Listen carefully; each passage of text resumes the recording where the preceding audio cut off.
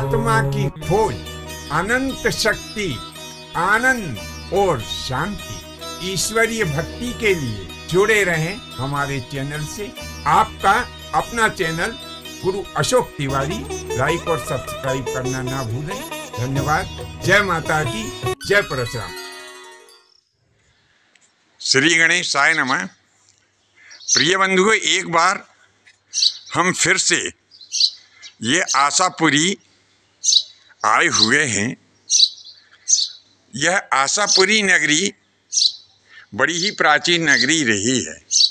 यहाँ पर अनेकों मूर्तियों का संग्रह है और ऐसा प्रतीत होता है कि इनमें से कई मूर्तियाँ तो ईसा पूर्व की भी हो सकती हैं। जब भी आप यहाँ पर दर्शन करने आएंगे, भोजपुर, चामुंडा धाम, बंधान या भोपाल, तो आशापुरी नाम का यह स्थान बिल्कुल ही पास में पड़ता है। भोजपुर से लगभग 7 किलोमीटर की दूरी पर भोजपुर अब्दुल्लागंज मार्ग पर यह स्थान स्थित है। कहते हैं कि यह स्थान मूर्तियों का खजाना है और प्रत्येक अवतारों की मूर्तियाँ यहाँ पर आपको दर्शन करने के लिए प्राप्त होंगी। देखिए, यह क्षीर सागर साई भगवान विष्णु की मूर्ति है। बड़ी ही अनुपम और सुंदर मूर्तियाँ यहाँ पर आपको दर्शन करने के लिए प्राप्त हो सकती हैं। अब हम एक और बड़ी ही अद्भुत मूर्ति का आपको दर्शन कराने जा रहे हैं। संभवतः यह मध्य प्रदेश की सबसे बड़ी मूर्ति होगी, ऐसा मेरा मानना है। जी हाँ, हम बात कर रहे हैं आशापुरी के बड़े गणेश जी की। देखिए, यह भगवान गणेश की प्रतिमा कितनी विशाल है। जब भी आप इधर पधारें तो भगवान गणेश जी की प्रतिमा का दर्शन अवश्य ही करें। यह देखिए, भगवान गणेश जी के जो वाहन है मूषकराज, यह कितनी भव्य और सुंदर प्रतिमा है भगवान गणेश जी की। लगभग इसकी पूरी ऊंचाई यदि नापी जाए तो एक अंदाज से ही हम बता रहे हैं कि लगभग यह 8 या 9 फीट की मूर्ति हो सकती है। यह यहाँ पर भगवान वाराह की अद्भुत मूर्ति है। भगवान वाराह की प्रतिमाएं बहुत ही कम प्राप्त होती हैं। बंधुओं, अब हम आ चुके हैं उस स्थान के ऊपर जिसके लिए कि आज हम खास तौर से यहाँ पर आशापुरी आए हैं।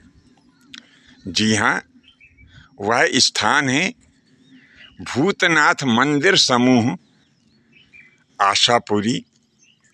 कहते हैं यहाँ पर कई मंदिर थे, इसीलिए इस स्थान को नाम दिया भूतनाथ मंदिर समूह आशापुरी।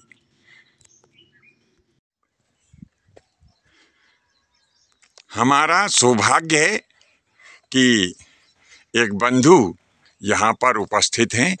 चलिए जानते हैं इनका परिचय। प्रभु जी, अपना शुभ नाम बताने का कष्ट करें। मेरा नाम रघुवीर प्रसाद सिसोदिया है। मैं जी। यहाँ पे ड्यूटी करता हूँ। अच्छा, रघुवीर प्रसाद जी सिसोदिया है। हाँ। आप यहीं पर ड्यूटी करते हैं? हाँ। जी जी जी। हमने सुना है भगवान जी यहाँ पर एक सूर्य मंदिर भी है। हाँ, यहाँ बहुत सूर्य मंदिर है और भी मंदिर के अवशेष हैं। तो बंधुवर, यहाँ पर अभी तक पुरातत्व विभाग ने कितने मंदिरों की खोज की है? यहाँ पे मंदिर 26 हैं। 26 मंदिर? 26 हैं। अच्छा। तो एक इसमें आशा देवी का भी आता है और अच्छा। यही भूतनाथ जी का जो मंदिर है, ये यहाँ पे 22 मंदिर का समूह है। अच्छा, ये भूतनाथ मंदिर समूह 22 मंदिरों का समूह है। इसके आगे एक और मंदिर समूह है। हाँ। आशा देवी के नाम से। आशा देवी के नाम से है। वहाँ पे जाने पे, बरसात में आने पे इतनी सुंदरता खिलती है। अच्छा। कि हर दर्शक लोग खुश होके जाते हैं। अच्छा, बहुत अच्छा है वहाँ पे। बहुत अच्छा है। अच्छा अच्छा। और मैं आपको बताता हूँ, अब घाट पे ले चलता हूँ, जो उसकी इस मॉन्यूमेंट की सुंदरता बढ़ाता है। अच्छा। और आप देखोगे तो आप खुद जानोगे। अच्छा, तो यहाँ पर कोई तालाब या नदी भी है? हाँ, बहुत बड़ा डैम है। अच्छा, तालाब है यहाँ पे? डैम है। तो चलिए भगवान जी, अब हमें उस सरोवर के दर्शन करवाइए। कहाँ पर है वह सरोवर? जी, यह है वह दिव्य सरोवर जिसके किनारे आशापुरी भूतनाथ मंदिर समूह के मंदिरों का निर्माण किया गया था। बहुत ही सुंदर स्थान है। और जिन्होंने भी इस मंदिर समूह की रचना की है, उन्होंने यही विचार के कि मनुष्य की इच्छा होती है तो जल की आवश्यकता होती है, और उस आवश्यकता की पूर्ति के लिए यह सरोवर का निर्माण कराया और इसके साथ ही मंदिरों के निर्माण भी कराए।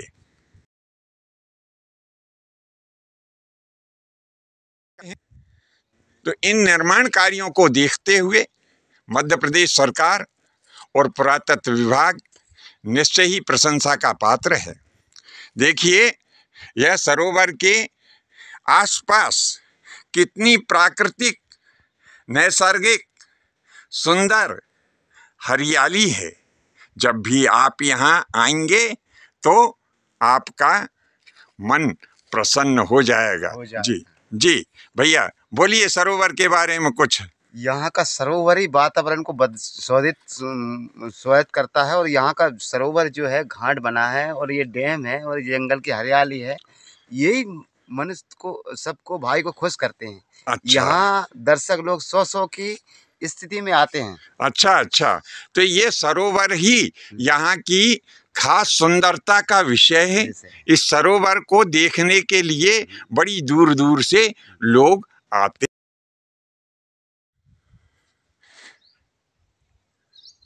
तो भैया, इस प्रकार से यह सरोवर जो है बड़ा ही सुंदर है। इसकी गहराई कितनी है? इसकी गहराई की कोई माप नहीं है। ये फुल भरा हुआ है। बरसात के दिन में भर जाता है जी, गर्मी में सूख जाता है जी। लेकिन क्या है कि इस सरोवर से ही इसका वातावरण शुद्ध होता है जी। और जितने यात्री हैं उनसे हाथ जोड़ के प्रार्थना है जी कि यहाँ घूमने आए तो इस सरोवर को दूर से ही देखें, इसके पास ना जाएं। पास में ना जाएं, क्योंकि इसमें गहराई इतनी है जी, हद से ज्यादा। जी जी जी, धन्यवाद। तो देखिए बंधुओं, यहाँ पर जो ये भाई साहब हैं जो हमें ये सब बता रहे हैं, उनका और मेरा भी निवेदन है कि आप सरोवर को देखें तो सही, परंतु दूर से ही देखें। सरोवर में जाए इस जल का आनंद दूर से ही लें।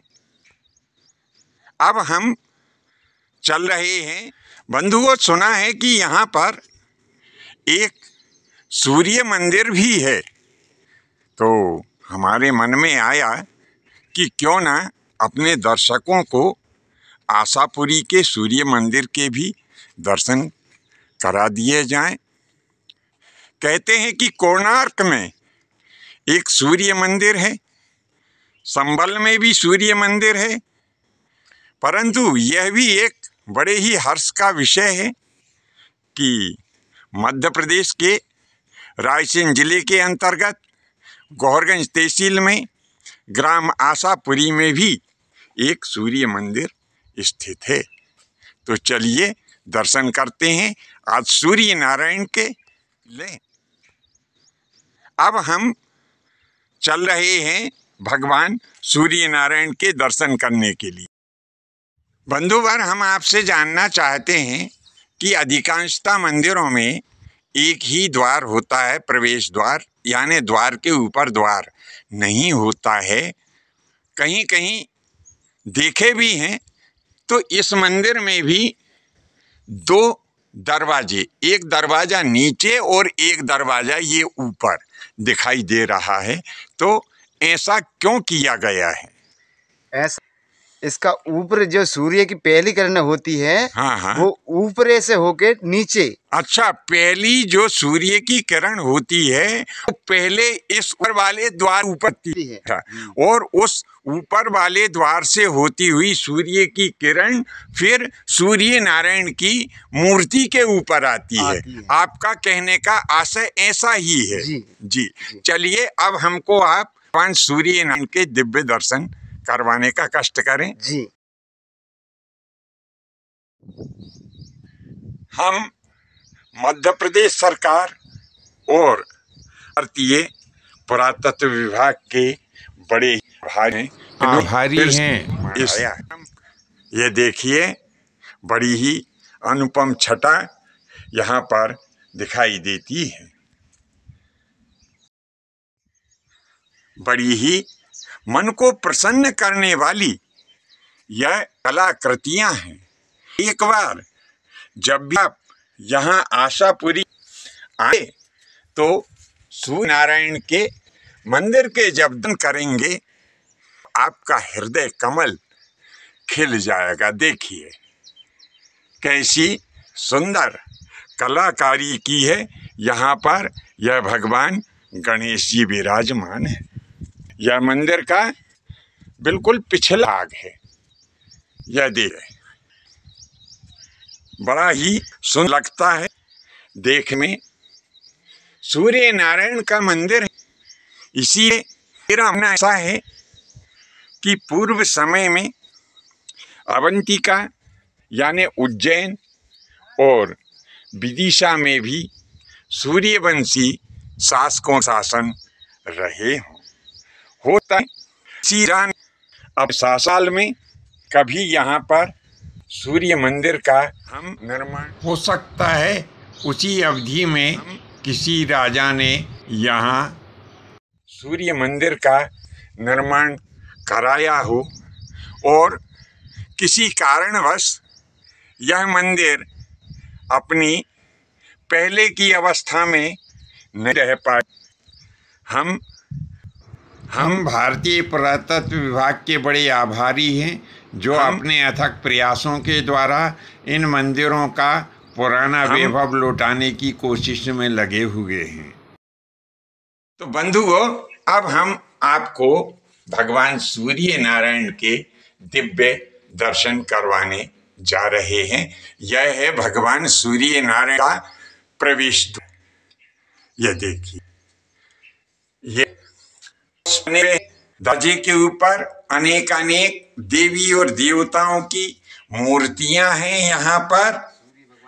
यह देखिए, इस प्रकार से यह बड़ा ही सुंदर लगता है। हम इनके दर्शन करते हैं। मुख्य द्वार के पर भगवान सूर्य नारायण की मूर्ति विराजित है। भीतर गर्भगृह में चल करके हम भगवान सूर्य नारायण के दर्शन आपको करवा रहे हैं।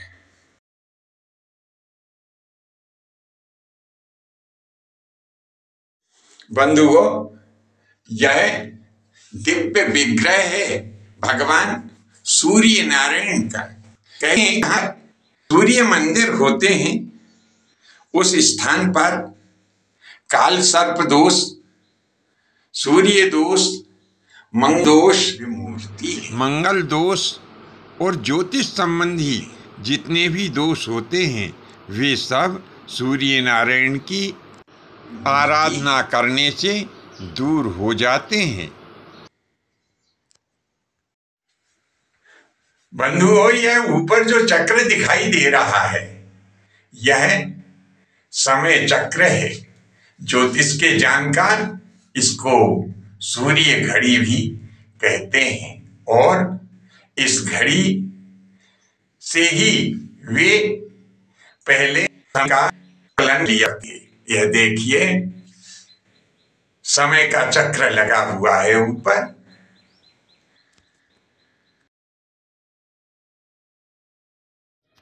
जिस प्रकार से ज्योतिष संबंधी जो दोष होते हैं उन दोषों की शांति के लिए अवंतिका यानी उज्जैन का महत्व है, नासिक का महत्व है और अन्य दूसरे तीर्थों का महत्व है कि वही महत्व हमारे इस छोटे से ग्राम आशापुरी का भी है। मैं इसलिए ऐसा कह रहा हूँ कि जहाँ भी सूर्य मंदिर होते हैं, क्योंकि सूर्य नारायण सभी ग्रहों के स्वामी हैं और सूर्य नारायण के सामने जब हम ग्रह दोष शांति का उपाय करते हैं तो निश्चय ही वह सफलीभूत होता है। स्कंद पुराण में एक तीर्थ क्षेत्र का वर्णन आता है, जिस तीर्थ क्षेत्र का नाम बिलोटा तीर्थ क्षेत्र कहा गया है। मेरा स्वयं का ऐसा निजी मत है कि हो सकता है कि यह आशापुरी नाम का ग्राम पूर्व में बिलोटा तीर्थ क्षेत्र रहा हो। ऐसा मैं इसलिए कह रहा हूँ कि इसी आशापुरी ग्राम में एक स्थान बिलोटा महादेव के नाम से विख्यात है। मैं अपने इस मत को मानने के लिए किसी को भी बाध्य नहीं कर रहा हूँ। मैंने पहले स्कंद पुराण में ऐसा पढ़ा है। अब चाहें तो जो धर्म के जानकार, पुराणों के जानकार हैं अथवा जो पुरातत्व शास्त्री हैं, वे इस विषय में और खोज कर सकते हैं। मेरे मन में जो विचार आया वह मैंने अपने दर्शकों की सेवा में प्रस्तुत किया है। बंधुओं, आज के लिए बस इतना ही। शेष फिर कभी नए विषय के साथ में आपकी सेवा में उपस्थित होंगे। आज्ञा दीजिए। प्रस्तुत विषय वस्तु आपको कैसी लगी? यदि अच्छी लगी हो तो नीचे कमेंट्स बॉक्स में लिखें और अपने इष्ट मित्रों में भी इसे प्रेषित करने का कष्ट करें। धन्यवाद। जय माता की, जय परशुराम जी।